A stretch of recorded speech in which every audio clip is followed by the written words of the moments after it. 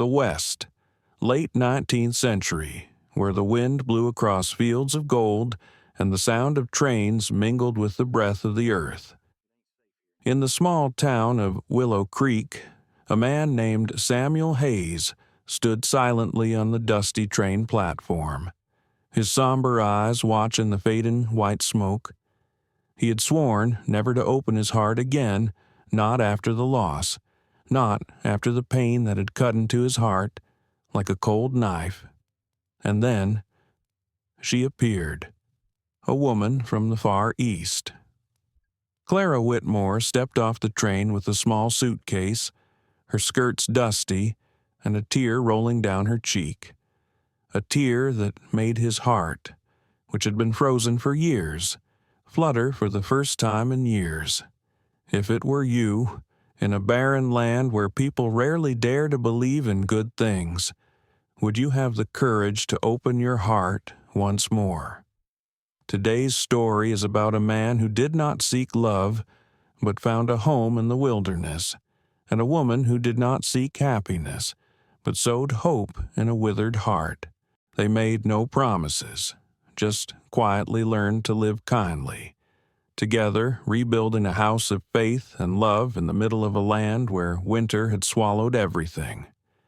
We invite you to join Frontier Hearts on that journey, a story that can make you speechless, then smile amidst tears. If you love healing stories at the border, please like, share, and subscribe to the channel so you don't miss the next journey. The morning in Willow Creek began with the sound of wind whistling through the withered grass and the faint tinkling of wind chimes hanging from the station eaves. It was just after dawn, a thin thread of golden light filtering through the dusty mist, on the sandy platform and the screech of iron wheels on rails. Samuel Hayes stood as silent as he had been for years, waiting for something he did not know.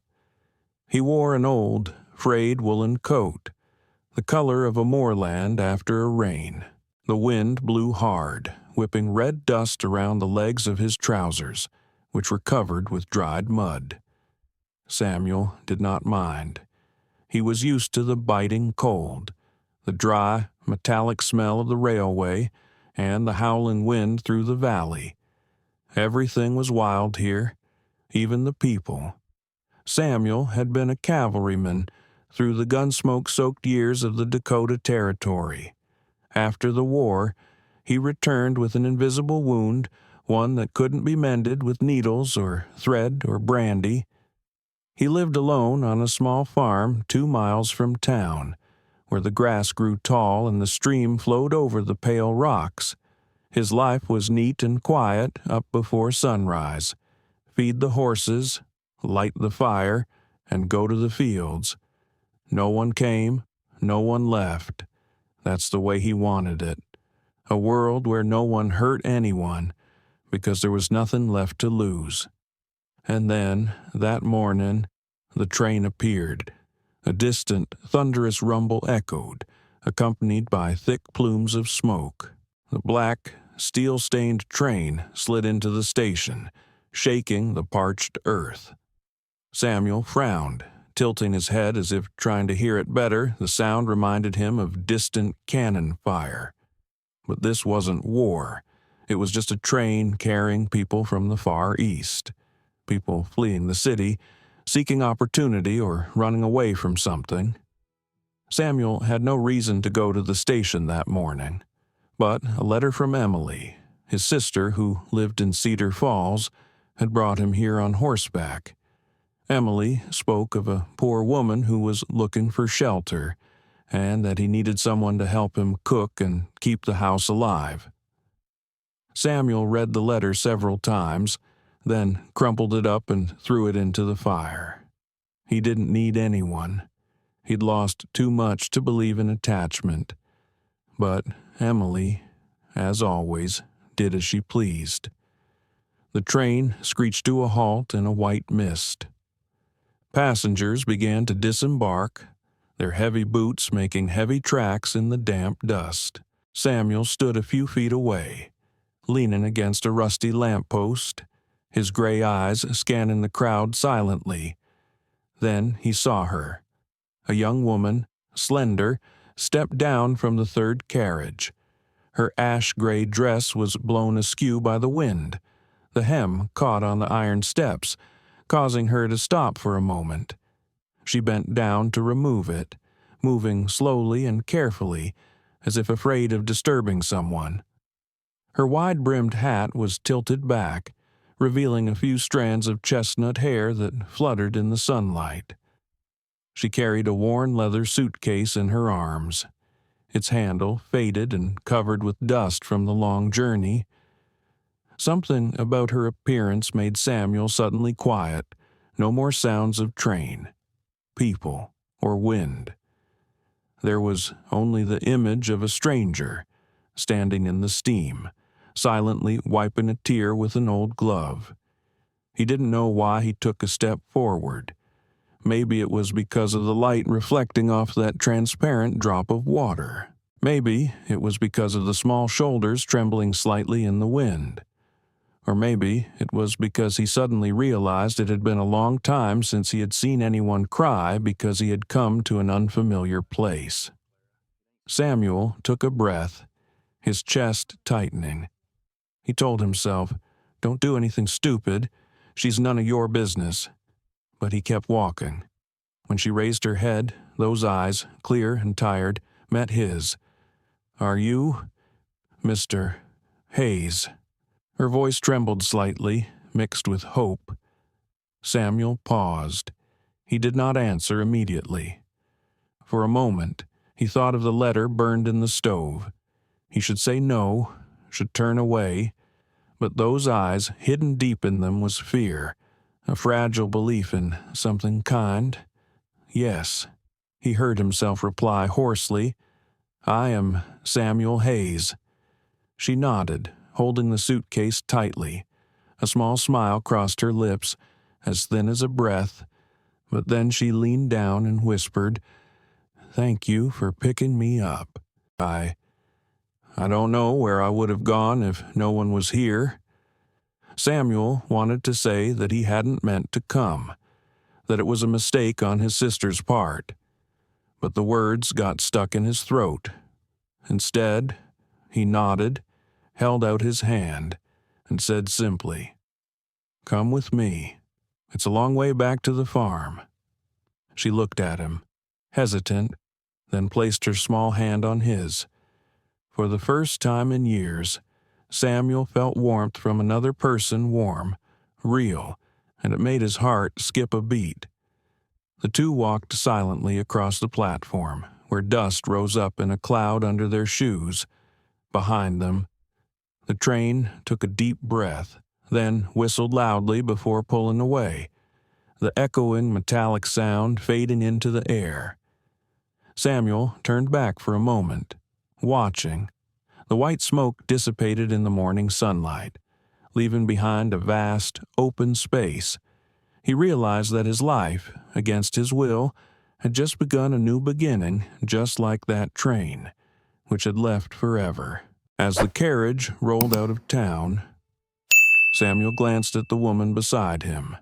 She clutched her suitcase tightly, staring silently at the horizon.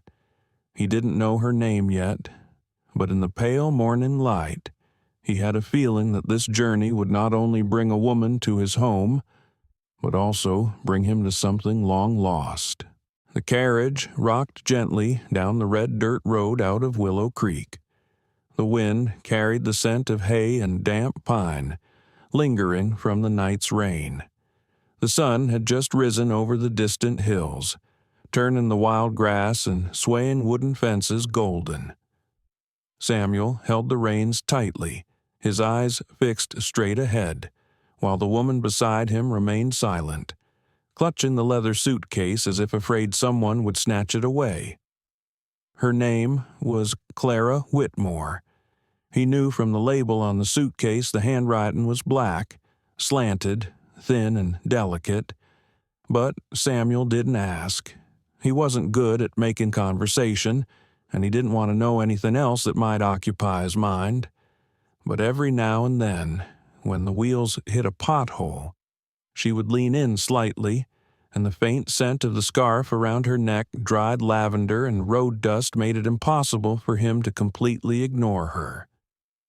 After a long silence, she spoke first. "This is where you live." Her voice was small, Eastern, clear and a little shaky. Samuel nodded. "Yes, about 2 miles from here. The farm is not big, but there is enough food." She smiled slightly, her soft brown eyes looking into the distance.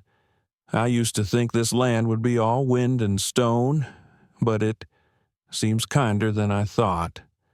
"Kind," he repeated, his voice hoarse. Sometimes it takes everything." The carriage fell silent again. Only the steady thump of hooves could be heard, mingling with the sound of iron wheels grinding against gravel. Samuel tried not to look over, but from the corner of his eye he could see her face, tired but unbroken, as if she'd come too far to look back. He hadn't meant to take her. She didn't belong here. It was all a twist of fate, or rather, an intervention by Emily, his stubborn sister who had never understood that there were some wounds that couldn't be mended with kindness. In the letter, Emily said she'd written for him, sending an invitation to a woman from Maine, a gentle widow, needing a fresh start. Samuel's hands were shaking with anger, but the ship had arrived now, and she was sitting beside him, breathing softly in the morning breeze. When the car stopped at the creek in front of the farm, Clara bent down to smooth her skirt. A gust of wind blew her hat askew, revealing a few loose strands of hair, which the sunlight made look like burnt copper. She quickly held them back, her cheeks flushed with embarrassment. Samuel found himself wanting to say something to ease her embarrassment, but all that came out was a clumsy, "It's a long way. Are you okay?" "Okay," she said, nodding. "I've come further than this." The answer left him speechless. There was something in that voice, tired, yet proud, that made him feel sick. He didn't ask any more. He understood that everyone had a past to keep quiet. They continued on, over dry, grassy hills, over a wooden bridge over a shallow stream. Finally, as the western mountains darkened, Samuel's farm came into view, a small, 2-story house with a faded wooden roof, surrounded by a low fence and fields of yellow, harvested fields. Smoke still hung in the chimney. He had lit a fire before leaving that morning, not expecting to return with a stranger in his arms. Clara looked around, her eyes slightly surprised. "So beautiful," she said softly. "Beautiful." Samuel was a little surprised. Yes, not in the usual way, but it seems like someone loved this place very much. He was silent. The words gently touched a corner of his memory he did not want to open. The image of his wife's golden hair, the laughter of children in the spring wind, all seemed to have vanished with this land many years ago. He got out of the car, took her suitcase, and avoided her gaze. "You can stay in the back room. I'll sleep in the attic. It gets cold here at night, so keep the fire burning." She nodded and said softly, "Thank you, Mr. Hayes." Samuel turned to leave, but stopped when he heard her call. "Hayes." He turned to see her standing at the bottom of the steps, her arms around her suitcase, her eyes fixed on him. "I know I wasn't invited, and if you want me to leave tomorrow morning, I will, but I want you to know I'm not looking for a husband. I'm looking for a place where I can work and live in peace." Her voice was calm, but there was something fragile in her eyes, like a thread about to snap. Samuel replied softly, "Here, everyone is trying to live peacefully. You are no different from me." Then he turned and walked into the evening darkness. That evening, as Samuel sat in the stable, brushing the dust off the saddle leather, he heard faint noises from inside the house, the clink of glasses on the stove, the scraping of wooden chairs, and the smell of baking cornmeal wafting through the cracks in the door. He couldn't remember the last time there had been a smell of food in that house, probably before the last gunshot took the one he loved. Samuel leaned his head against the wall and closed his eyes. Don't think, don't feel, but the warmth of the stove still seeped through his memory, as if some part of him was being pulled back from the cold shell he had so painstakingly built. Outside, the moon hung low, its silvery light covering the roof and the crooked wooden fence. In her room, Clara wrote a few lines on a small piece of paper she had brought with her, whispering in a voice only she could hear. Perhaps the West isn't as scary as I thought. At least, there's someone here who knows that silence is a gentle way to be. The next morning, as the first light of the sun crept across the valley, Samuel stepped out onto the porch and saw Clara hunched over the chicken coop, her skirts caked with dew and her hair tangled in the wind. The sight stopped him, for some reason. For the first time in years, his house no longer felt empty. The morning light slanted through the wooden fence, filtering into the cracks of the old wood, where the dust drifted thinly like smoke. Samuel stood by the door, silently watching the woman working in the dew-streaked yard. She bent down, picking up eggs from the straw, her hands trembling slightly from the cold. Her dark, ash-colored skirt caught in her old boots, covered in wet dirt, but she paid no attention. Every movement was careful, slow as if she were afraid of disturbing the fragile silence that pervaded the place. Samuel wasn't used to having other people in his line of sight. For years, he'd lived like a shadow on the farm, working, eating, sleeping, and then repeating. Every sound was familiar, the horse sneezing, the creaking of the shutters, the sound of his own footsteps on the wooden floor. But today, among the sounds, there was a soft laugh, a rustle of cloth, the clink of a spoon against a ceramic bowl. The sounds were small, but they made his chest ache as if he'd been awakened from a long dream. Clara looked up when she saw him. "Good morning, Mr. Hayes," she said, her voice as light as the wind through the roof. He nodded slightly and replied in a low, husky voice, "You're up early." She smiled. "In the East, I used to get up before dawn. Here, I just do what I'm used to." Samuel didn't know what else to say. He turned away, hiding his gaze, but as he passed, he noticed a strange light in her eyes, not bright, just the light of someone who had experienced enough loss to appreciate even the most ordinary things. He took the bucket, drew water from the well, and carried it back to the stable. Clara followed behind, whispering, "I apologize for coming unannounced. I know, you weren't expecting it." Samuel paused, tilted his head slightly, and didn't turn around. "No need to apologize. You were just doing as the letter said. It's me who should be upset. That letter," she hesitated, "was written by your sister." He nodded. "Emily thought I needed someone to help. I thought she just pitied me," she said softly, her voice shaken with the wind. "I didn't come here to be pitied. Mr. Hayes, I just needed a place where I could start over. If you don't want me, I'll find work in town, at the inn or the stables." Samuel was silent for a long time. There was only the faint sound of water in the barrel. "Finally," he said, "there's no better place in town than this. At least here you have a roof and ground to stand on. I won't let you sleep in a tavern." His voice was dry, almost commanding, but there was something else in it, something he didn't understand.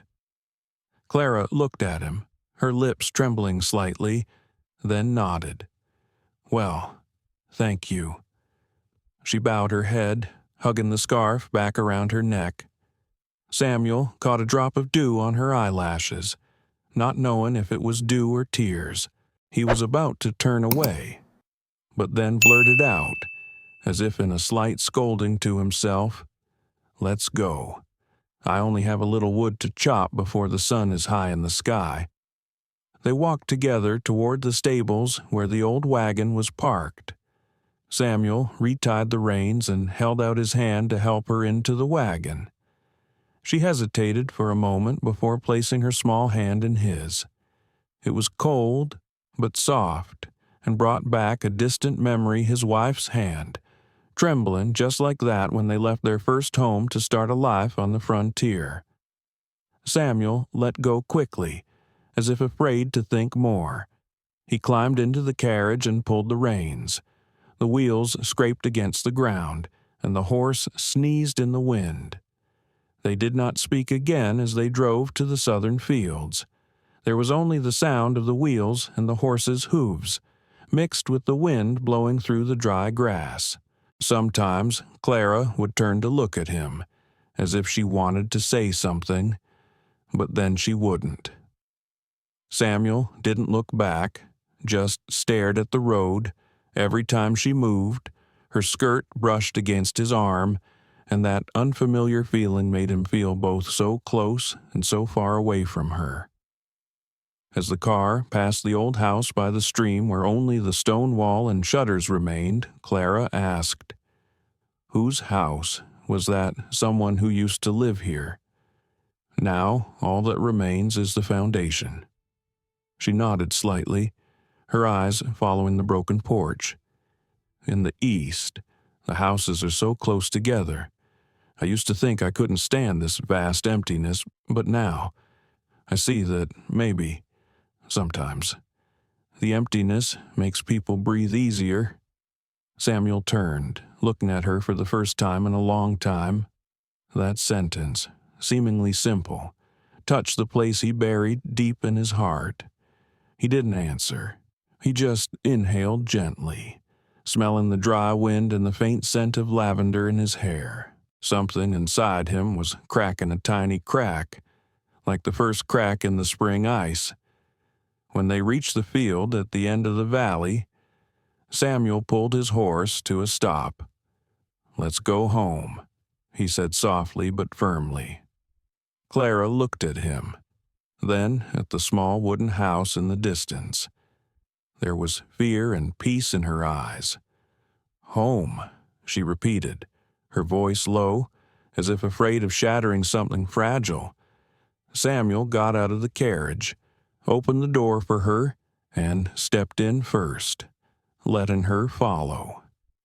In the dim, warm afternoon air, the neighing of horses faded away, leaving only the sound of the wind hitting the wooden windows. They stopped on the porch, neither of them speaking. But something had changed between them, an invisible bond had begun to form, though they both tried to pretend not to notice. That afternoon, as Samuel led Clara through the old kitchen and showed her the room at the end of the corridor, he said softly, "I sleep in the attic. You can rest here," she replied softly, her eyes never leaving the window that opened onto the valley. "I decided to stay ever since I was on the ship." Samuel's farm was nestled in a small valley where golden grass stretched to the foothills and the wind blew year-round. From the porch, a small stream twinkled through the fields, reflecting the afternoon sun like a silver ribbon. In the distance, the mountains were shrouded in mist, and as the sun set, the valley was bathed in a calm honey color. The house was 2 stories old, but sturdy. The pine walls had faded with age, the gray tiled roof tilted, showing old burn marks in places. Samuel could no longer remember how many beams he had erected with his calloused hands. All he knew was that every crack, every scratch was a part of his life of long years of silence. Clara stood in the doorway, her eyes following the scene. The wind from the fields blew through the eaves, making the ribbon on her hat flutter. The last light of day cast a warm hue over her face, and Samuel caught a glimpse of something strange, as if, for a moment, the house that had long been a mere shelter had suddenly come to life.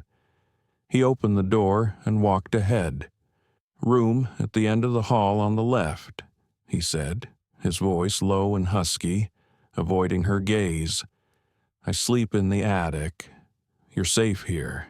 Clara nodded. "I know. Thank you." She walked into the small room, where the wooden bed was covered with an old wool blanket.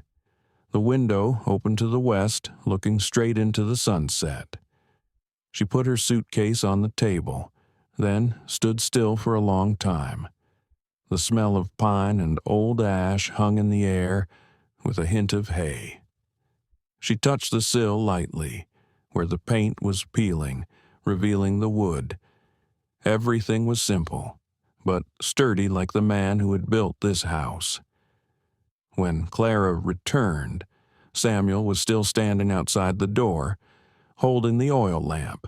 The warm yellow light fell on his face, highlighting his stern but determined features. He spoke softly, as if afraid to break the silence. "A simple dinner. If you don't mind, eat with me." Clara smiled, a very small smile. "I don't mind. Mr. Hayes. I've had worse, many times." They went into the kitchen together. The fire in the stove burned steadily, spreading warmth throughout the room. Samuel ladled soup from the iron pot, the steam rising from it smelling of meat and dried vegetables.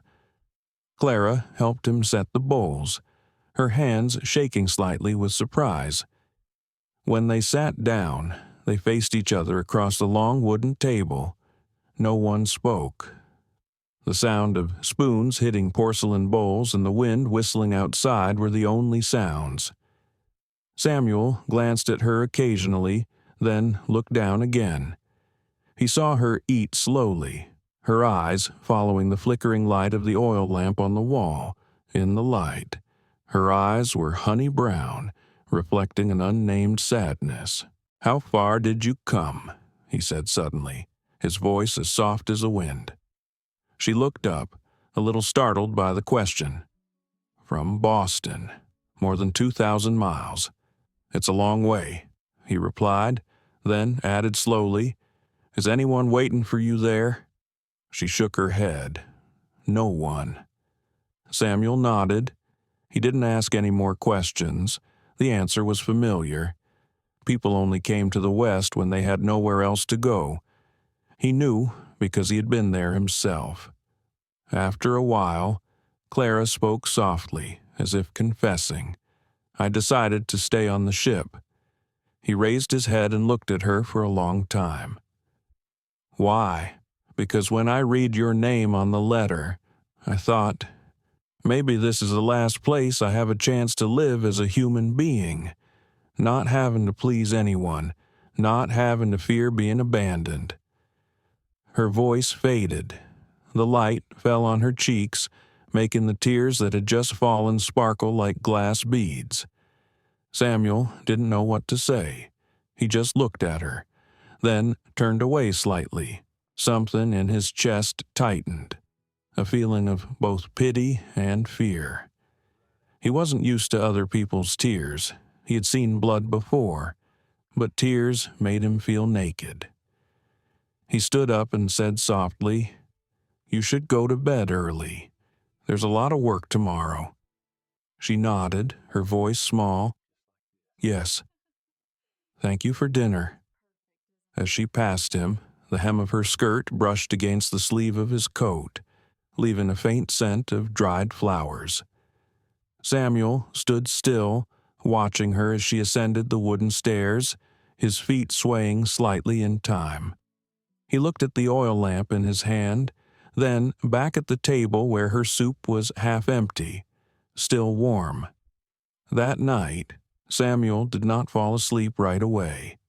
He sat in the old kitchen, listening to the wind blowing through the roof. The kitchen, which had been cold for years, now had yellow lights that made the wooden walls breathe life. He remembered her voice when she said, "I decided to stay back on the ship." Perhaps it was not just a decision, but a quiet affirmation that they were both, somehow, starting over. Outside. The valley was dark, except for the wind blowing through the hedges and the distant barking of dogs. Upstairs, the small lamp in Clara's room was still burning. Its light fell through the window and fell on the grass, quivering like a solitary but determined star. Samuel sat there for a long time, until the fire in the kitchen died down. Then he stood up, turned off the light, and walked out onto the porch. Before him, the grass was golden under the silver moonlight. He closed his eyes and took a deep breath. For the first time in years, the house didn't feel so big. The next morning, a rooster crowed loudly across the valley. When Samuel stepped out into the yard, he found Clara already up early, bent over the greens on the porch, her hands covered with mud and her hair hanging loosely over her forehead. This time, he did not call her Miss Whitmore. He simply said softly, almost as a first real greeting, "There's coffee in the kitchen. You can help yourself." Mornings in Willow Creek often began with the smell of dew and the sound of wind blowing through dry grass. The sun had not yet risen above the mountains, but Clara was already up, wrapping a scarf around her neck and heading out to the henhouse. Her hands, used to holding needles and thread and pages of books, were now dirty, but her eyes were strangely calm. Samuel stood on the porch, watching her through the thin mist. From where he stood, he could see her every movement gentle, careful, patient. She spoke softly to the chickens as if to old friends, smiling occasionally. He could not remember ever hearing anyone speak to chickens like that. In this part of the world, people lived, but rarely spoke to life. After finishing her work, Clara washed her hands at the well, the water so cold that her breath steamed. She touched her cheek lightly with her hand, looking over at Samuel. He quickly turned away, pretending to adjust the horse's reins. But inside he felt something small had changed, like the first snowflake fallen on dry ground, melting away and leaving a trace. Samuel barely spoke to her that day. He worked in the stables, mending the porch, cutting hay, while Clara cleaned the kitchen, mending curtains and the old winter coat he wore. They passed each other in silence, but it was no longer a heavy silence. It was a soft silence, like two people learning to exist in the same space without hurting each other. At noon, Samuel saw her sitting on the steps, mending his shirt. The sunlight shone through, casting a soft halo of light on his soft brown hair. He didn't say anything, just stood a few steps away, his hand gripping the hammer tightly, not knowing why his heart was beating so fast. She looked up, meeting his gaze. "Your shirt is almost torn," she said softly. "Just needs a few more stitches." Samuel nodded, his voice low. "Thank you." She just smiled. "It's nothing. Here, everyone needs a little help." "Right?" The words left him silent for a long time. The word help echoed in his head like an echo in a canyon, distant but clear. How long had it been since anyone had gotten so close to him? Since losing his wife and child? His life had been nothing but work, dust, and wind. No one had touched his life without stirring up old wounds. But with this woman, the pain did not resurface, it was just quiet. as if someone had covered it with a soft cloth. In the evening, Clara lit the fire and made soup from vegetables picked from the garden. Samuel sat on the porch, the aroma wafting out, mixed with the smoke from the stove. He looked around the house. Once dark, seemed brighter now, not because of the lights, but because of her presence. He realized that the clanking of dishes, the sound of her footsteps on the wooden floor, even her small laugh when the smoke from the stove stung his eyes, all these sounds made the place less lonely. And then, one afternoon, as Samuel was delivering mail to a nearby town, he heard people talking in a tavern. Someone recognized her name, Clara Whitmore. Someone mentioned that she had been a teacher in Boston. Her husband had died in an accident. Her house had been repossessed, and it was rumored that she had left because she brought bad luck. Samuel was speechless. On the way home, the wind stung his face, the sand stung like needles, but all he could think about was her calm face that morning, folding the blanket on the porch. He didn't know what her past was, only that she was living a good life, and that was enough. When he got home, it was dusk. Clara was sitting by the oil lamp, reading something, an old, worn book. She looked up and smiled slightly. "You're back. Shall I reheat the soup?" "No need," he said, but his voice was softer than usual. "I'm not hungry." She looked at him for a moment, then asked softly, "Is something wrong?" He shook his head, was about to turn away, then stopped. "In town, people say some bad things about you." Clara was silent. After a moment, she said, "I know. Rumors travel faster than the wind." He looked at her, his eyes straight and quiet. "I don't care." She smiled slightly, her eyes wet. "Thank you. Here, I just want to work and have a little peace." "You're doing well," he replied. "The farm has never been so tidy." They sat in the kitchen, not saying another word. The fire crackled, casting warm patches of light on the walls. Outside, the night wind whistled through the birches, but inside the little house the atmosphere was strangely calm and peaceful. Clara refilled the lamp and sat down across from Samuel. "You know," she said slowly, "there's something about this place that reminds me of old times. Not the city, but the feeling of being alive. Still useful." Samuel looked up. "Here, everyone needs a reason to stay. Maybe you found yours." She smiled, her eyes lingering on him for a long time. "And you? Have you found one yet?" He didn't answer. Only the wind answered, coming through the cracks in the door, a small sound, but meaningful. That night, Samuel went out onto the porch and looked out at the valley, shrouded in silver mist. Downstairs, Clara had turned off the lights, but the warmth of the kitchen and the smell of vegetable soup still lingered in the house. He let out a soft breath, realizing that his heart had begun to live again, not in grand words, but in the smallest things: a laugh, a hand mending a shirt, a woman rising early to tend chickens in the cold wind.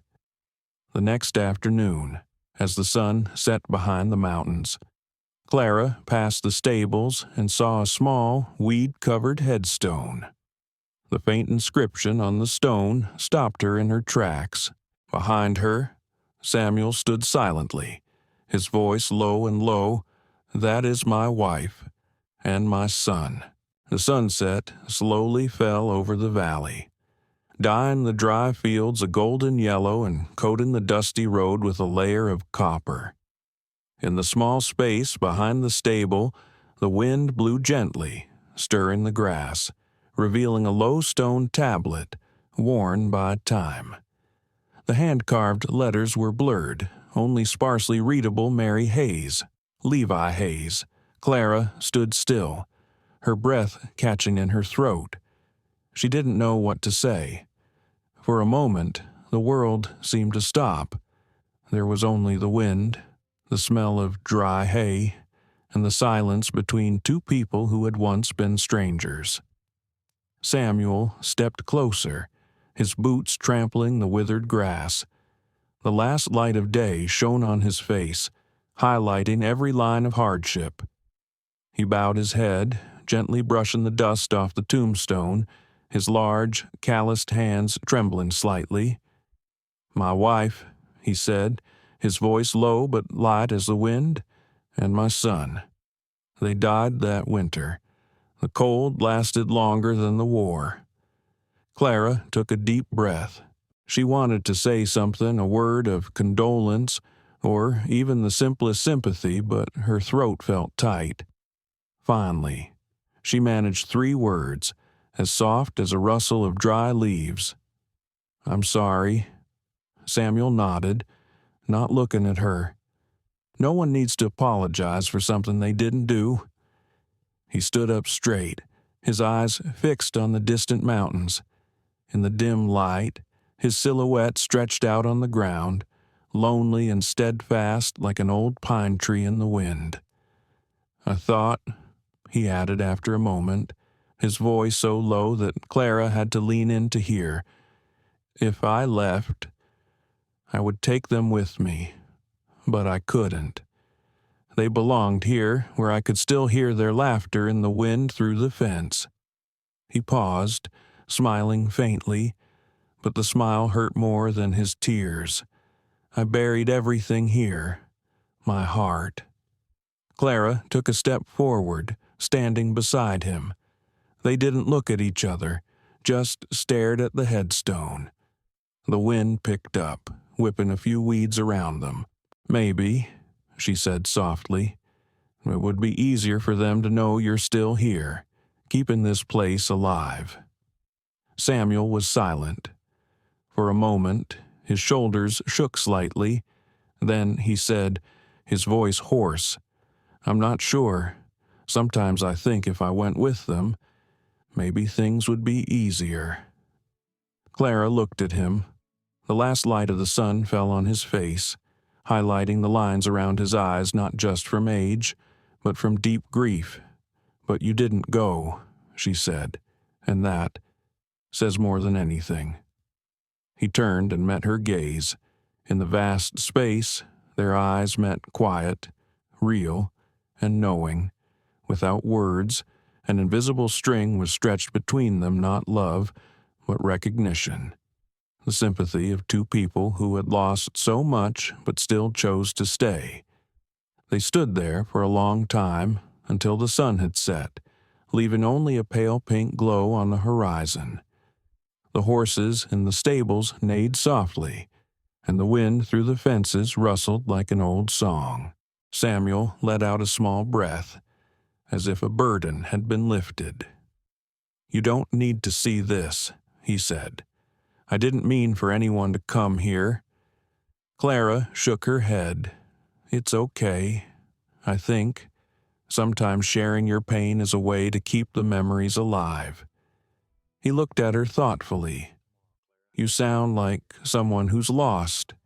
"Yes," she said, her voice small, "but maybe loss doesn't make you weak. It just teaches you how to listen." Samuel was silent again at that. The sunset seemed to fade in his eyes, leaving behind an indescribable softness. He did not know how to thank her, so he just nodded slightly. Then they both turned their backs on the grave and walked slowly towards the stable, where a small oil lamp had just been lit. "On the way," Samuel said in a low, natural voice. "I never told anyone. My sister doesn't know about this place either." Clara asked softly, "Why did you tell me?" He thought for a moment, then replied, "Maybe because you didn't ask." She smiled, a sad but warm smile. They walked in silence. Each step was heavy, but their hearts felt lighter as the wind blew, carrying with it the scent of wild grass and dust from the past. By the time they reached the porch, the sky was purple. Samuel relit the lamp, the yellow light illuminating Clara's face. "Would you like something to eat?" he asked, his voice calm but somehow different, softer. "No," she said. "I just want to sit for a while." He nodded. They sat down on the wooden steps of the porch, overlooking the valley fading into mist. Neither of them spoke, but the silence this time wasn't cold. It was like an old blanket, warm and familiar. After a while, Clara spoke softly, as if confiding. "I used to think that the West was all wind and loneliness, but perhaps it is the loneliest places that teach people to sympathize." Samuel looked up, looked towards the tombstone behind the stable, and said, "Maybe you're right." The sky was gradually turning dark. The first stars were shining brightly. Clara gently clenched her sleeves and smiled slightly. A strange feeling spread through her heart, not exactly joy nor sadness, but the peace of those who have seen the pain of others and chosen to stay. That night, as Samuel passed the kitchen, he heard the crackling of the fire and saw Clara sitting at the table, her hands clasped tightly around a warm cup of milk. She looked up and said softly, "I don't want to be second best." He paused, the light from the stove reflecting in his eyes as he replied, "You never were." The small kitchen was bathed in a dim yellow light. The fire in the stove cast flickering streaks of light on the walls, like the house itself breathing. The night wind outside whistled through the cracks in the door. Cold and desolate, but inside, warmth rose from the fire, from the warm cup of milk in her hands, from his eyes, quiet, deep, and true. Clara said nothing more. She just sat there, looking at him. There was a long silence, not heavy but gentle like an old woolen blanket covering a tired heart. Samuel walked slowly over and pulled up a chair opposite. The light from the kitchen fell on his face. Every wrinkle, every tan from the sun and wind was clearly visible. But in those eyes, something had changed. No longer just endurance or silence, but something softer, more kind. "Do you think I have the strength to choose?" "Clara," he said, his voice low, "I'm just learning to trust someone again." She bowed her head, her fingers tightening on the cup. "I understand. Me too." The firelight caught her eyes, a fragile but unquenchable light. They sat like that, two people no longer young, carrying fragments of the past, but finding a strange peace in each other. Outside, the first snow of the season began to fall, covering the roof, silencing all sound. Samuel reached out, gently brushed a few ashes from the stove, then looked at her. "You know," he said softly, "it's been years since I've heard anyone speak in this kitchen. So long I thought I'd forgotten the sound of someone laughing." Clara looked at him and laughed softly, not loudly, just enough to brighten the space. "Then let me remind you." At that moment, Samuel instinctively took her hand. It was an involuntary gesture, not out of pity or desire, but simply a reflex of a heart awakening. Her hand was small and cold. His was rough and heavy, but there was a strange balance between them. He did not speak, and she did not withdraw her hand. They sat there, silent, as if time had stopped. Outside, the wind blew through the valley, making the wood creak in the stables. But inside the house, there was only the breathing of the two men and the dying sound of the fire. A new light was being lit, weak, trembling, but real. Clara was the first to let go. She stood up, walked to the stove, and lit more firewood. "It's late," she said softly. You should rest." Samuel nodded, but didn't move. He watched her, her slender figure in the firelight reminding him of things he had lost and things he probably never thought he would have again. Before she left, he said softly, "Thank you, Clara, for staying." She turned and smiled, her voice warm as fire. "I didn't stay for you. I stayed for myself because I needed a place where I could be real." When her footsteps disappeared up the stairs, Samuel sat there for a long time. He looked down at the table, where the warmth of the milk still lingered. Part of him wanted to deny what had just happened, but another part of him, the part that had been buried by loss, was trembling slightly, like dry land after rain. That night, he did not sleep in the attic. He sat in the old kitchen by the flickering oil lamp, and for the first time in years, he let his mind drift with memories, not to hurt, but to remember that, however long the darkness, the light can find its way back. The next morning, Willow Creek Valley was covered with a thin layer of snow. The air was so clear and still that you could hear the distant sound of the stream. Samuel rose earlier than usual. He went out onto the porch, coffee in hand, and watched the sun rise behind the mountains. Clara was up too. She put on a woolen shawl and stepped out, her boots caked with yesterday's mud. When she saw him, she stopped and said hello. "The first morning of snow," she said. "It's beautiful." "Yes," he said, "but it's harsh.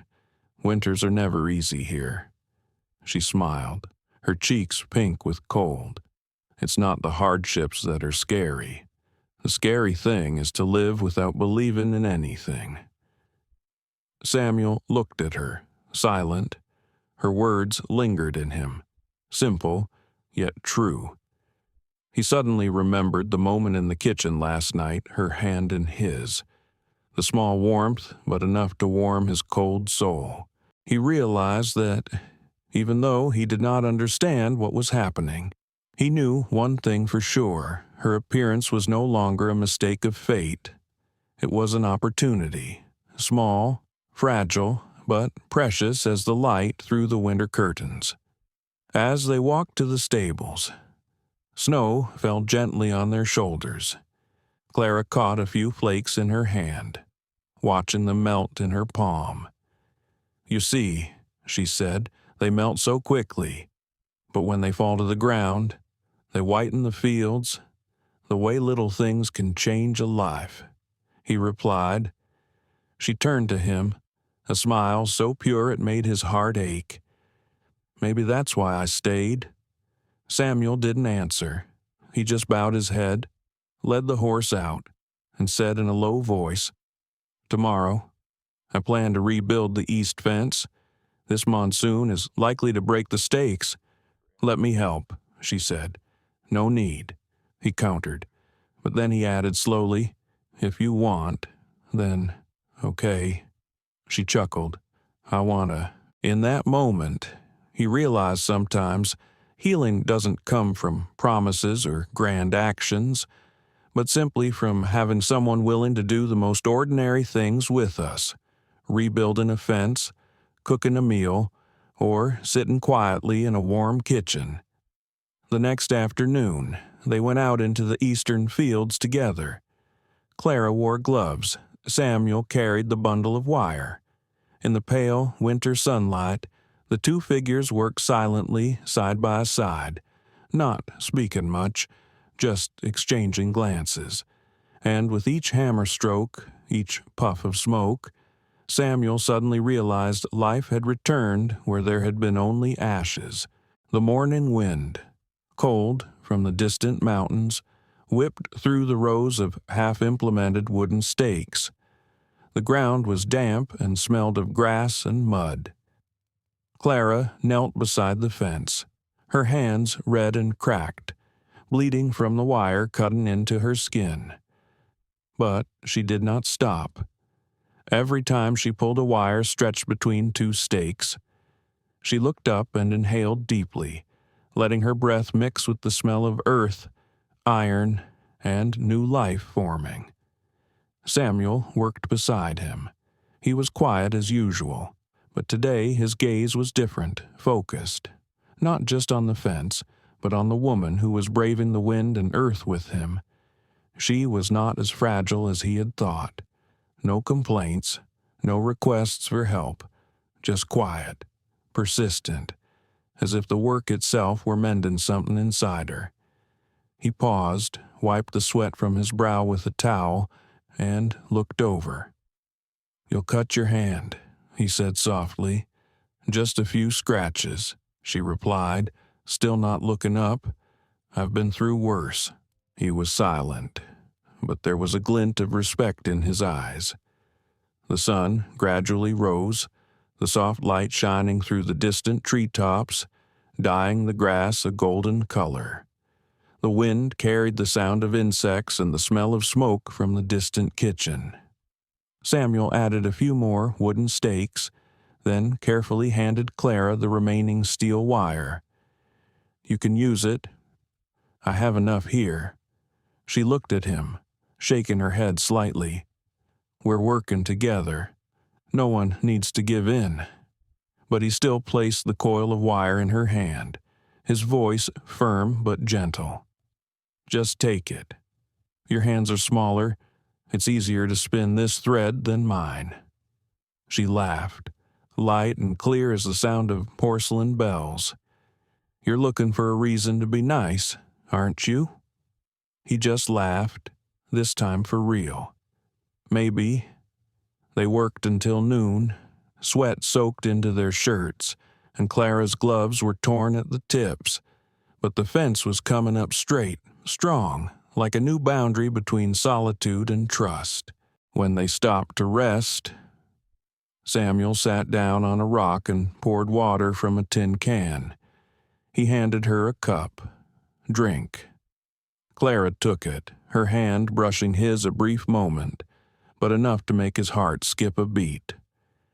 "You work harder than most men I know," he said, half joking, half serious. Clara looked at him, her eyes bright in the sunlight. "I didn't come here to sit still." "What are you here for?" he asked, his voice slow. She chuckled. "To start over. In Boston, they told me to let go. But I think, if I can plant a seed again, it's not time to let go." Samuel fell silent, looking at her. The wind blew, her hair fluttered, the scent of dry grass and sunlight mixed in the air. He realized there was something in her that made him want to live again, to start over, to believe that dry land could bloom. The afternoon fell. Their shadows stretched across the freshly plowed earth. They continued on, the hammers pounding on wood like a heartbeat. When the fence was finished, Clara sat down on the grass and took a deep breath. "It's beautiful," she said, her eyes shining with pride. "I never thought I could do this."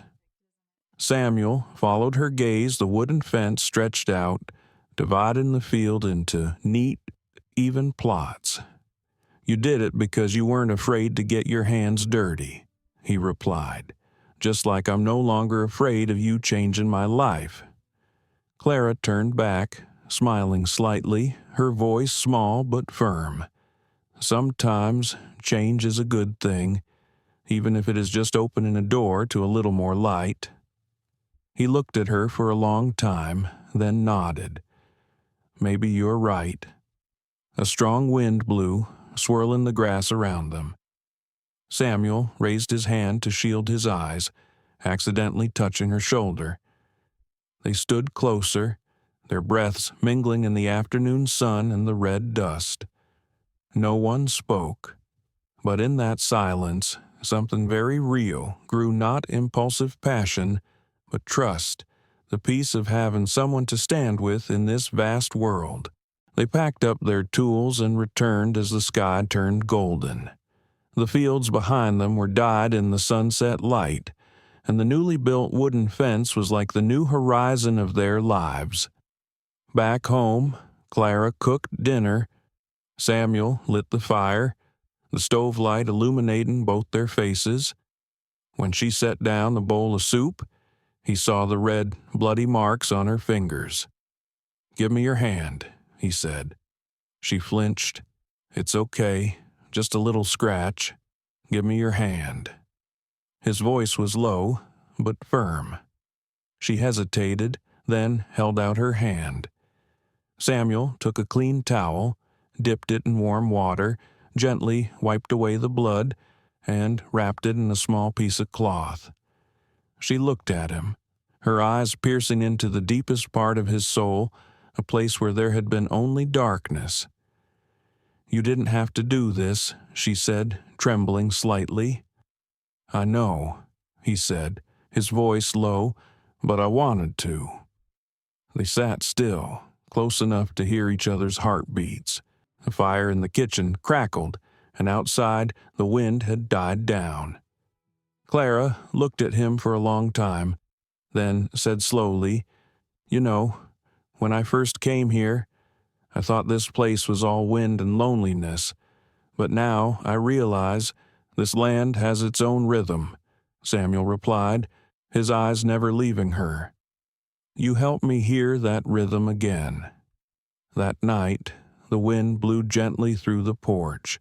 The insects chirped softly in the fields, inside the house. The oil lamp shone on two silhouettes no longer strangers, but two souls working together to replant what life had once taken away faith. One morning, while Clara was cleaning out the shed, she found an old cloth-bound notebook covered in dust and cobwebs. When she opened it, the first page read in shaky handwriting, "Levi Hayes, Father's Diary." She stood still for a long time, then gently brought the notebook to Samuel. The morning light filtered through the small window of the warehouse, a narrow ray of sunlight falling on Clara's hair, making the dust fly in the air like golden grains. She gently brushed the cobwebs from the notebook, her hand shaken as she read the first line, "Levi Hayes, Father's Diary." The yellowed page, the corners curled, had water stains, rain, or tears. It was unclear. Clara sat down, leaned back against the barrel, and inhaled deeply. The smell of rotten wood, dry straw, and old memories mingled, making the air seem still. She flipped through the pages. The handwriting was rough, strong, but shaky. Levi ran in the rain today, smiling as if he were made for it. Mary baked an apple pie. She smiled when I said the smell of cinnamon reminded me of home. It was snowing. Levi asked, "Daddy, will the snow ever hide my name?" I said no, but now I'm not sure. Clara closed the book gently, her heart sinking. She understood why Samuel was so quiet, so taciturn, as if he were afraid to break something with every word he spoke. The pain was still there in his words, alive but locked in silence. As Samuel entered the warehouse, the light from outside was bright, bathing his figure in a pale yellow glow. He stopped when he saw her sitting with the notebook in her hands. "Where did you find it?" he said, his voice hoarse and low. "On an old shelf, in a wooden box," she replied, her voice low as if afraid to hurt her memory. I didn't open it on purpose. I just saw the name Levi, and he held up a hand, signaling that she didn't need to continue. His eyes lingered on the notebook, as if looking at a forgotten part of his soul. He walked over and sat down slowly beside her. "You read it, just a few lines, enough to see who I was," he said, his voice choking, "and enough to understand why I stopped writing." Clara placed the notebook in his hands, as carefully as if handing over a sacred object. "I don't think she said softly. "You've stopped writing. You just write in a different way by keeping this place alive." Samuel turned a page, looking at the old words. His eyes softened. "I intended to bury it with them," he confessed. "But then, at the last minute, I kept it. Maybe. I was afraid that if I buried it, I would no longer remember my son's laughter." Clara looked at him for a long time, then said, "You didn't bury it, Samuel. That means you're still alive." The words fell softly, but resonated deeply in his heart. Samuel bowed his head, his hand closing the book. His breath trembled, then stopped. A tear fell onto the old leather cover, the first tear in years. They sat like that, in the middle of the old warehouse, where time seemed to slow down to give their hearts a chance to breathe again. Outside, the wind blew gently through the planks, creating a deep, steady sound like the breathing of the earth. Clara broke the silence in a voice as soft as a breath. "Have you ever thought of writing again? Not for them, but for yourself." Samuel looked up, surprised. Write about today, about the new fence, about the garden you and I are planting, not to forget them, but to give the memory somewhere to go." He was pensive. His eyes flashed with suspicion, then settled into contemplation. "I used to think the past was something you had to bury deep in order to live. But maybe you're right. There are things you don't need to bury. You just have to learn to look at them without fear." Clara smiled. "That's why you're still here." He nodded slightly. A breeze stirred the curtains at the door, casting light onto their faces. In the light, Samuel's old pain seemed to melt away, replaced by something warmer hope. That afternoon, while Clara went to visit the garden, Samuel remained in the shed. He sat at the wooden table, the notebook open before him, the old pencil in his hand. For a long time he could not write a word. Then he began, slowly, each stroke trembling but sure. "Today she found my notebook.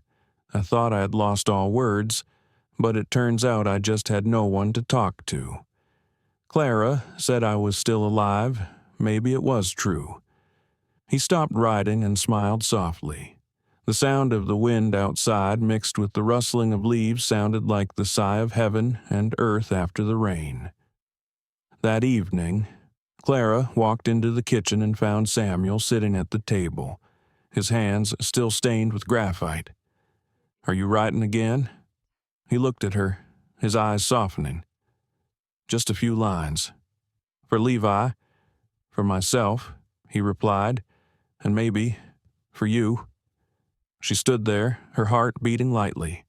No more words needed. Just a look was enough to say everything that words could not.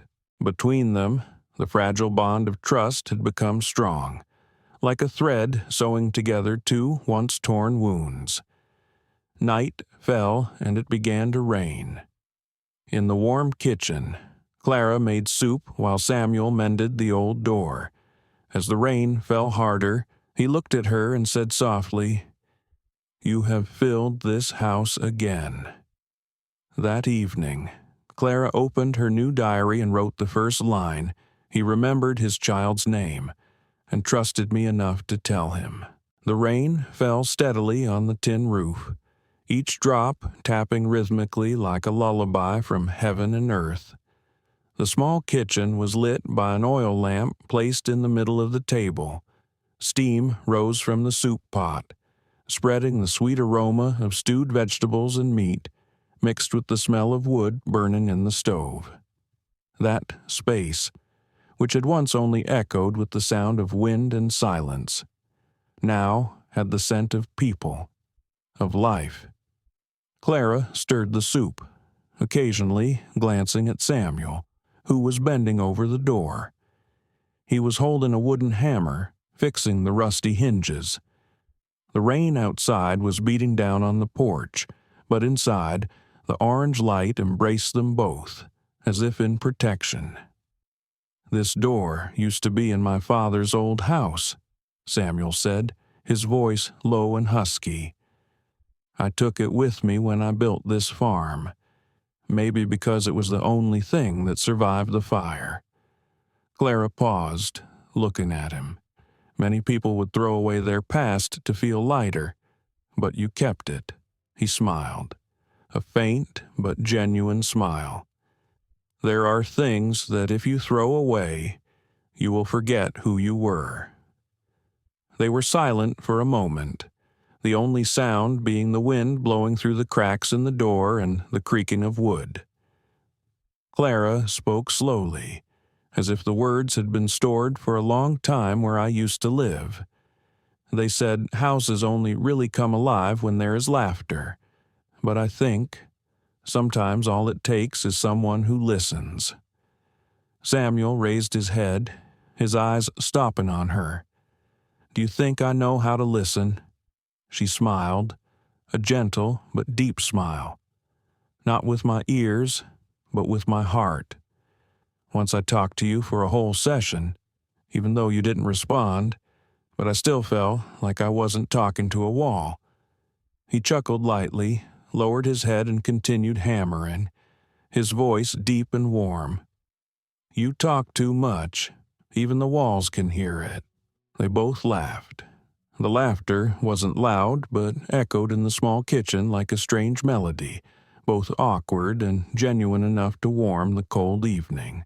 When the rain had stopped, they sat down at the table.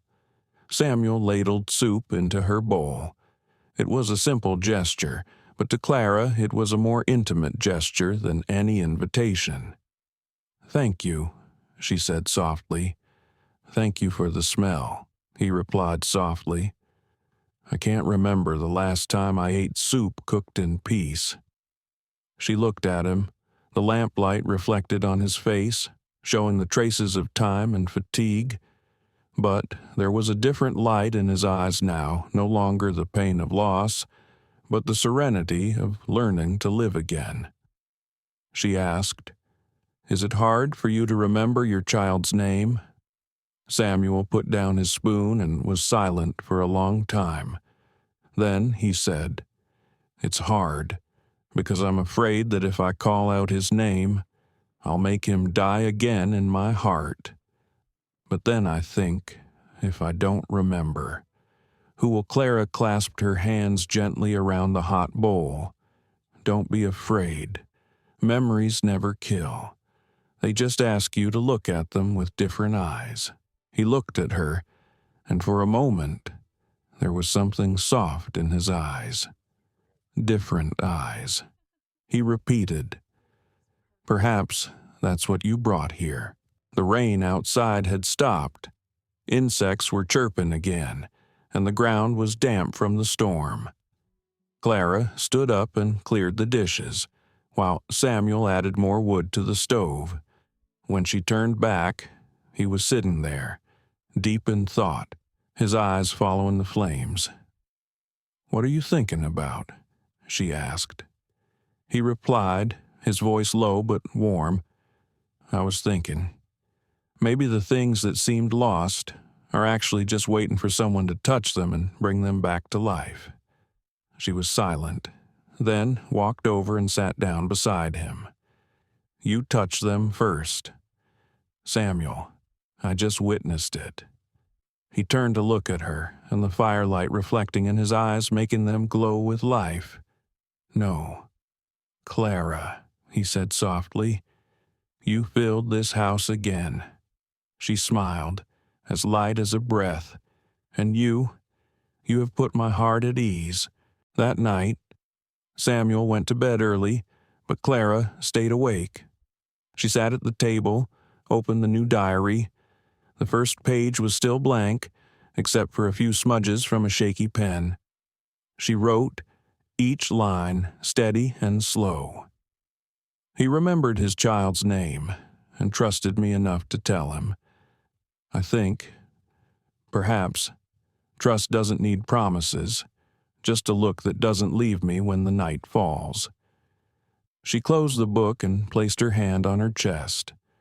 In the small wooden house, the oil lamp was still burning, its warm light filling the room, filling the emptiness that she and he had carried in their hearts. The next morning, the sun was shining brightly. The smell of rain-soaked earth wafted into the house, cool and sweet like the first breath of the day. Samuel went out into the yard early and saw Clara hanging some towels on the clothesline. The sunlight reflected off her hair, creating a halo of light like mist. "You look like spring sunshine in the middle of winter," he said, half joking. She turned and laughed. "And I am like an old oak tree, not easily shaken." He laughed, and for the first time, it was a real, full-bodied laugh. Clara looked around, her eyes softening as she saw the newly planted garden begin to sprout after the rain. She turned to him, her voice soft. "You see, everything is growing, even the things we thought were dead." Samuel nodded, like people. She smiled, like us. Late in the afternoon, as they buried vegetables in the cellar to prepare for an early winter, Clara asked, "Have you ever thought about building anything new?" Samuel put down his hoe and looked out at the empty lot beside the house. "We were going to build a nursery. Never finished." Clara was silent for a moment, then said softly but firmly, "I want to see the plans." He replied, his voice low, "If you stay." She smiled, her eyes glowing with the soft light of dusk after rain. "I will." The first snow of the season fell earlier than usual. The first flakes gently fell on the roofs, melting and condensing into white frost. The whole valley of Willow Creek was immersed in a stillness, the kind of stillness found only on the frontier, where the wind carries the scent of pine, snow, and life slowly passing through winter. Clara wrapped a scarf around her neck and walked out into the backyard where Samuel was chopping wood. He bent over. His axe swings slow and steady, echoing in the white space. Each time the wood split, warmth from the stove inside the house wafted out, as if to dispel the cold. "You don't have to do it alone," Clara said, bringing a basket of potatoes from the cellar. "If you let me help, we'll finish sooner." He looked up, smiling, his breath turning to smoke. "I don't want you to be cold." "You say that about everything I do," she said, teasingly. "But you still let me do it, because I know you won't listen to me," he said, a smile flickering in his eyes. They worked together all afternoon. The wind grew stronger, but the sound of their voices mixed with the sound of chopping wood and rustling straw made the yard no longer as quiet as before. As the last light of day faded, they carried the wood into the house and lit a fire. The flames flickered, reflecting off the wooden walls. Samuel sat down in a chair, took off his gloves, and continued to watch the misty window. "Winter comes early," he said, his voice almost to himself. Clara nodded. "But it's beautiful. When it snows, I feel like the world is returning to the silence it needs to be alive." He looked at her. The golden light on her face softened everything. "You always say things that make me think longer than necessary." She smiled. "Maybe because I don't want you to forget what it feels like to be alive." After a while, as she cleared the table, Clara hesitantly asked, "Do you really want me to see that drawing?" Samuel paused. Then, like a man who has just made up his mind after many years, he stood up and went to an old drawer. He took out a thick notebook, its wooden cover cracked with age. "Be careful. It's old and unfinished. Like me," he said, smiling slightly. Clara took it. The pages were discolored, but the outlines were still clear. A small room off the main house, with an east-facing window and a pine crib. In the corner, written in faded charcoal, was the line, "For Levi." She was silent. Samuel did not speak. The room was filled with the crackling of the fire. Then she gently placed her finger on the edge of the paper and said slowly, "Have you ever thought about finishing it? Not for the past, but for what is to come." He looked up at her, his eyes holding something between fear and hope. "Do you think it still matters?" "Yes," she said. "If you still want to build a room, it means you still believe in tomorrow." Samuel sighed, but there was a warmth of determination in his sigh. "Then we begin tomorrow," he said. The next day the sky cleared. A weak sunlight filtered through the snow, making everything sparkle like crystal. Samuel went to the stables to get the boards, and Clara got the hammer and measuring tape. Together they measured, marked, sawed, and nailed the first frames. Amid the sound of wood hitting wood, Clara suddenly said, "Have you noticed? This sound is like a heartbeat." Samuel stopped, tilted his head to listen. The hammer, the wind, her laughter combined into a song that no one had written. But it made his heart calm as never before. "Maybe," he said, "because we are rebuilding our lives." They worked until dusk. They both stopped and sat against the wooden wall they had built. The sun set behind the mountains, leaving a red streak across the gray sky. Clara whispered, "Did you see that, Samuel? Every time we start something again, the sky seems to change color." He turned to her and nodded. "Maybe God wants to see if we dare to believe again." The night wind carried a chill as they returned to the house. The kitchen was still warm, and the scent of cinnamon tea filled the room. Clara poured him a cup and sat down opposite him. "Are you afraid?" she asked. "Afraid of what? Afraid of losing what you've built?" He thought for a moment, then replied, "I was afraid. But when you came, I realized there are things you can't lose if you truly hold on to them." Clara was silent, watching the flickering flames. In the light, Samuel's face seemed to melt away the sadness. "What have you kept, Samuel?" she asked softly. He looked at her for a long time, then said, "Trust, yours and mine, which you helped me regain." She nodded slightly, smiling. Then, "Let's finish this room, for that." That night, the wind outside was blowing, and the snow was beginning to fall heavily. In the cabin, Samuel and Clara sat by the window, looking at the unfinished room reflected in the moonlight. It was not finished, but it had shape, a frame, and vitality, like their feelings. Simple but lasting.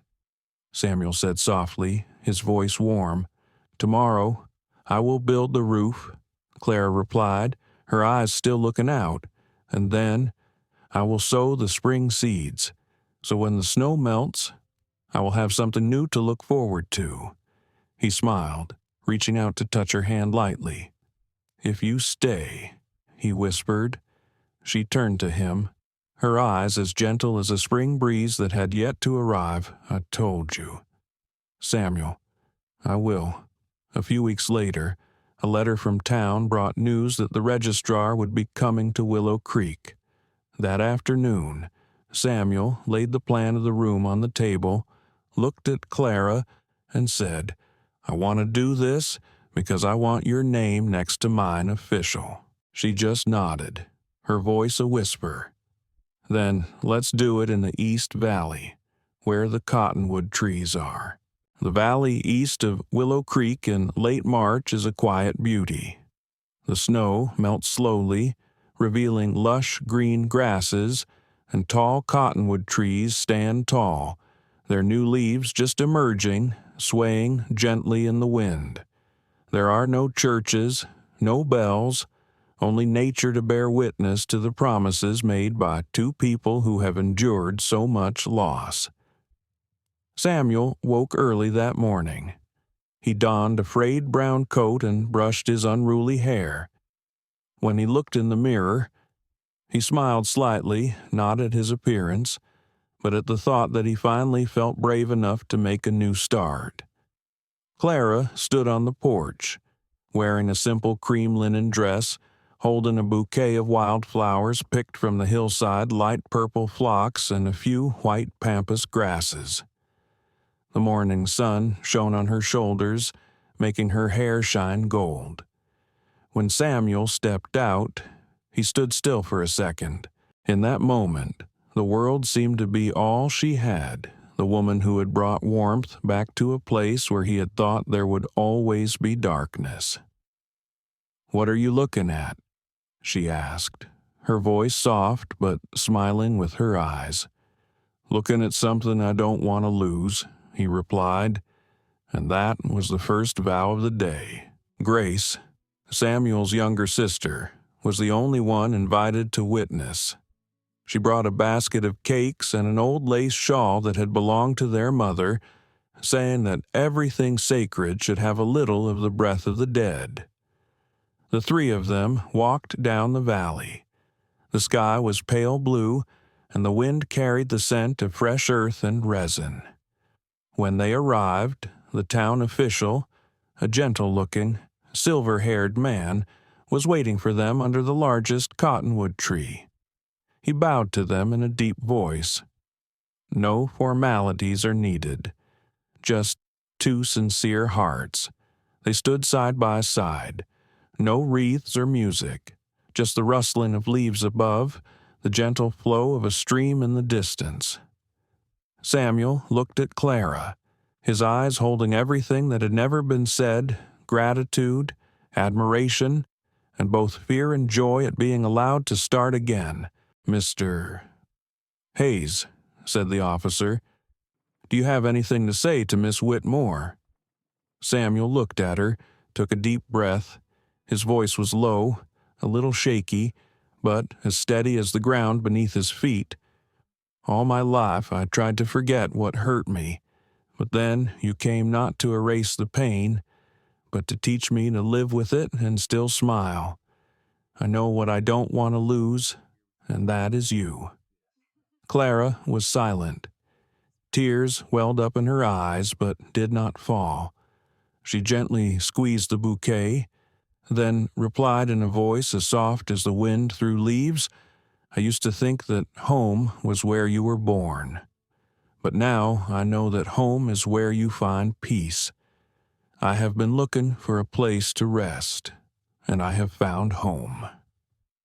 No one said another word.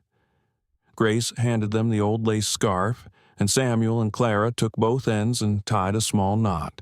The official nodded, his voice as light as the wind. Then, before heaven and earth and the faith of both of you, I declare these two souls shall henceforth walk together through snowstorms and spring. After the ceremony, they sat under the cottonwoods. Sunlight filtered through the young leaves, dappled the ground. Grace made tea from a small iron kettle and poured 3 cups. There was no music, no wine, no wedding cake, just the warmth of the tea and the soft sound of laughter echoing through the valley. Clara looked at Samuel's clasped hand and asked softly, "Do you think you deserve happiness?" He looked into the distance, at the snow-capped mountains. "Maybe not, but I think sometimes happiness doesn't need to be deserved. It just needs to be brave enough not to run away from it."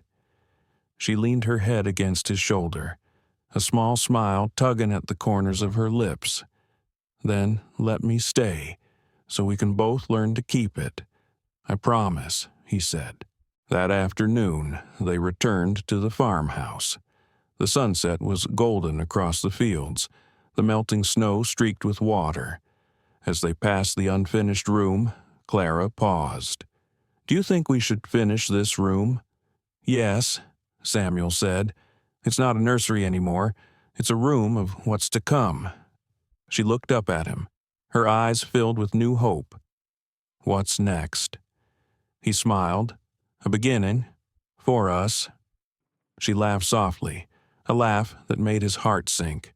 The wind blew, carrying the distant rustle of cottonwood leaves, a sound like a silent blessing from heaven and earth. That night, when Clara wrote in her diary, she only wrote one line. There was no smoke from fireworks, no church bells, but I knew I had married someone who could be silent with me all my life and still understand what I was thinking. The following spring, Clara planted purple phlox around the house, the same flowers that had been in her wedding bouquet. Samuel finished the room they had begun together, and this time it was not left unfinished. One afternoon, as the sun fell on the fields, Clara whispered, "When I came here, all I heard was wind. Now I hear life." Samuel held her hand, silent. Outside, the phlox were still blooming, and Willow Creek was once again filled with the warmth of growing things. That spring, Willow Creek Valley felt like it was reborn. The snow melted early, and small mountain streams ran through the fields, leaving the soil soft and moist. Phlox flowers grew along the fences, pale purple and persistent. Clara often said they looked like specks of memory scattered across the land, each a breath of life they had built together. Samuel finished the room that adjoined the main house. The windows faced east, catching the full light of dawn. As the first rays of light filtered through the wooden frame, he paused for a long moment, his hand still on the door jamb, as if to engrave the moment in his heart. Clara entered, carrying a home-sewn wool blanket. "This room is warm," she said, her voice as light as the wind. "Because you gave it a soul," he replied. On the wall he hung the old drawing again, the one he had drawn for his dead son. But this time there were no tears, only a new line written in a steady hand for Levi and for things that are born again. In May, Clara gave birth to a baby boy. The name Levi was given again, not to replace, but to continue. Samuel held the baby in his arms, his calloused hands shaking, and his eyes lit up with a light Clara had never seen in him before, the light of a man finally grateful for life. "Do you see," he said softly, "this boy has the same hair color as you, but his eyes, they are ours." Clara laughed, tears rolling down her cheeks. "I think Levi is God's gift to say we've forgiven the past." The whole farm had suddenly become different since Levi arrived. The cries of babies mixed with the wind in the fields, the crowing of chickens at noon, and the sound of the door opening each morning. Samuel built a small stable, Clara taught Grace to sew, and in the evenings the three of them would sit on the porch and watch the red sun set behind the mountains. One day, Samuel said, "I used to think that peace was something you found when you were alone." Clara smiled, holding her baby in her arms.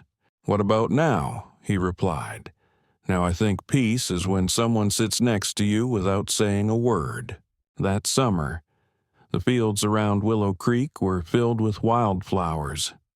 Purple phlox spread far up the hillsides, interspersed with the yellow of the hay and the white of the daisies. The townspeople said that whenever they passed the Hayes farm, they could smell the flowers on the wind, as if something warm was calling them home. One morning, Grace stopped by, bringing some old photos of Samuel's parents. She placed them on the table, smiling. "Brother, I think Dad would be proud to see you now." Samuel simply replied, "I think they're all around, in every breeze, in the laughter of children." Clara silently looked at him. The man who was once afraid of joy now knew how to smile at nostalgia. When autumn came, the cottonwood leaves in the valley turned pale yellow. Levi could sit up, his little hand reaching out to touch the phlox on the porch. Clara sat next to him, mending a small flap of her dress, softly singing an Eastern lullaby her mother had sung. Samuel returned from the fields, his shoes dusty, his shirt stained with the sun. But when he saw the two on the porch, he stopped and stood still for a long time. "Do you remember the day you came here?" he asked hoarsely. Clara smiled. "I remember. There was only the wind blowing across the empty fields and your eyes, cold as winter." "And now?" he asked softly. She turned to him, her eyes soft. "Now I hear life?" Samuel didn't answer. He just walked over and sat down beside her, his hand finding hers and squeezing it gently. They both looked out into the distance, where the setting sun cast a golden glow over every phlox, every plank of wood, every leaf. No one said another word, because there was no need. All that needed to be said was contained in that silence, the kind of silence that only those who have experienced loneliness can understand. That evening, when Clara wrote in her diary, she wrote, "Perhaps the greatest miracle is not to find love, but to dare to believe that it can bloom again in a land thought dead. The phlox still blooms, and so do we." On the porch, Samuel was rocking Levi to sleep. His voice was soft, mixed with the chirping of crickets and the wind. The wooden house was lit up in the night, the oil lamp shining through the window, casting shadows of 3 people on the wall, a simple yet complete image. When he turned back, he saw Clara standing in the doorway and smiled. "I'll build the porch swing tomorrow. Levi will like it." "What about you?" she asked. "I can just sit next to you," she replied. He nodded. "That's enough." Late afternoon, the sunset covered the fields in gold, once a place of solitude. Now, a home. A gentle breeze blew, carrying with it the scent of purple phlox and kitchen smoke. On the porch, 2 people sat silently, hand in hand. In the distance, the sound of a train echoed the sound of the world outside, of time passing by, but seemingly no longer reaching this place. Willow Creek is quiet. Flowers still bloom. Life goes on, quietly, as gentle as the breath of the earth after rain. And in that silence, love, simple, enduring, and true as the land itself, grows. The story of Samuel and Clara is not just a love story of the Wild West. It is the journey of 2 broken souls, daring to believe again, daring to sow the seeds of love on once barren land. They teach us that sometimes resurrection doesn't come from magic, but from small things a hand extended at the right time, a gaze that never leaves, a room rebuilt with love. Our lives can be like Willow Creek, once cold, once lonely, but if we just open our hearts, believe in kindness, phlox, the season of life, will bloom around our house again. When Clara said, "When I came here, I only heard the wind. Now I hear life." It is also a message for all of us. Let yourself hear the sound of life again, however softly, however late, because no one is too late to start over. Thank you for accompanying Frontier Hearts to the end of the story. If you believe that love can heal, please like, share this video, and subscribe to the channel to continue telling love stories that make your heart flutter between the borders of memory and faith.